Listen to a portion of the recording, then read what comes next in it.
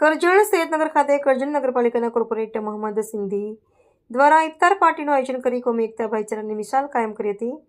દર વર્ષની જેમ ઇસ્લામિક પવિત્ર રમઝાન મહિનામાં 27મા રોજા નિમિત્તે કરજણ જૂના બજાર સૈયદનગર ખાતે કરજણ નગરપાલિકાના વોર્ડ નંબર 7ના કોર્પોરેટર મોહમ્મદભાઈ સિંધી તેમજ અહેમદભાઈ સિંધી દ્વારા મુસ્લિમ બિરાદરો તેમજ તમામ ધર્મના લોકોને આમંત્રિત કરી ઇફતાર પાર્ટીનું આયોજન કરવામાં આવ્યું છે। મંગળવારે સાંજે સૂર્યાસ્ત બાદ ઉપસ્થિત રોજદારોએ શરબત ફ્રૂટ અને ખજૂરથી મોઢું મીઠું કરી ઉપવાસ છોડ્યો હતો। આ પ્રસંગે કરજણ નગરપાલિકાના સદસ્યો સહિત અગ્રણીઓ મોટી સંખ્યામાં ઉપસ્થિત રહ્યા હતા। મોહમ્મદભાઈ સામાજિક તેમજ રાજકીય ક્ષેત્રે પોતાની અવિરત સેવા માટે કરજણ નગરમાં ખૂબ જ જાણીતા છે। તેઓ કોમી એકતા અને ભાઈચારાની ભાવનામાં હંમેશા માને છે।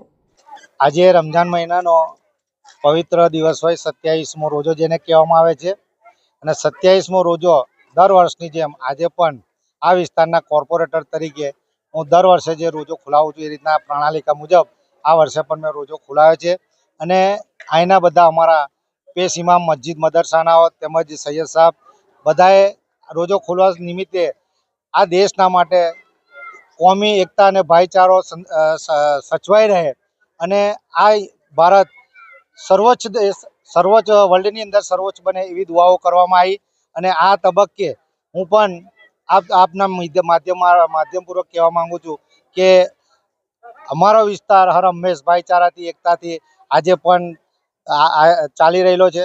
હરેક તહેવારો અમે સૌ સાથે મળીને ઉજવીએ છીએ।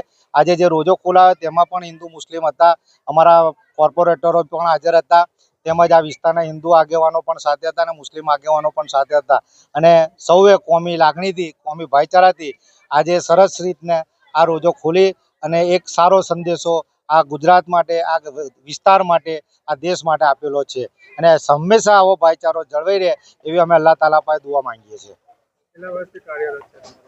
હું લગભગ 30 થી 32 વર્ષથી કાર્યરત છું અને દર વર્ષે 27મો રોજો ખોલાવવાનું મારું ધ્યેય હોય છે, લક્ષ્ય હોય છે, હું ખોલાવું છું રોજો।